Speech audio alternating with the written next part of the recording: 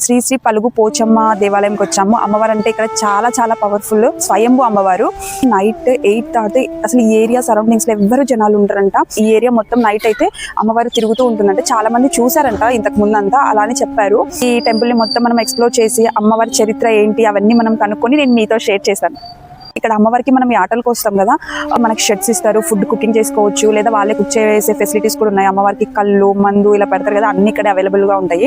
ఇక్కడ అమ్మవారి దగ్గరికి వెళ్ళి ముక్కొని ప్రశాంతంగా వచ్చేద్దాం. ఇలాంటి చరిత్రలు విన్నప్పుడంతా చాలా ఎగ్జైటింగ్ గా, చాలా ఇంట్రెస్ట్ గా ఉంటుంది నాకు. ఫస్ట్ అయితే మనం కాలు కడుక్కొని కొంచెం వాటర్ వేసేసుకొని గుళ్ళోకి వెళ్ళి అమ్మవారిని ముక్కుందాం. మా పేరెంట్స్ లోపలికి వెళ్ళిపోయారు, వెళ్ళి చూద్దాం రండి. ఇక్కడ వచ్చేసి తెచ్చిన కళ్ళు అవన్నీ ఇక్కడ ఫస్ట్ పోసి ముక్కొని లోపలికి వెళ్ళాలంట. మనం ఏదైనా కోడి కానీ మేకలు కానీ కోసేటప్పుడు ఇక్కడే అన్ని చేసేసుకొని తీసుకెళ్ళి కట్ చేసుకోవాలి. అమ్మవారు వచ్చేసి మనం ఇట్లా బయటికి చూసి విగ్రహం ఒకటే కనిపిస్తుంది, కాకపోతే కింద వచ్చేసి విగ్రహం ఉంటుంది.